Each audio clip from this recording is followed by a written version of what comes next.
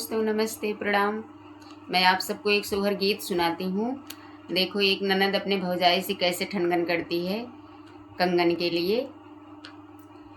आधा घर लिपली नदिया आधे घरे ठनगन आधे घरे ठनगन हो। भाभी लाऊं देऊं सोने कई कंगना माता बई घर लीपब तबई घर लीपब हो।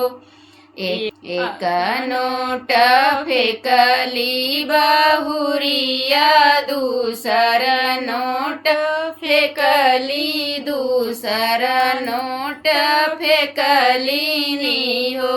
ननदी लैना ले हूँ घर कैली पवनी कंगन नाही देबई कंगन नाही देबई हो। घर में से निकली नदिया की भैया जी के पाँव ला गई भैया जी के पाँव ला गई हो।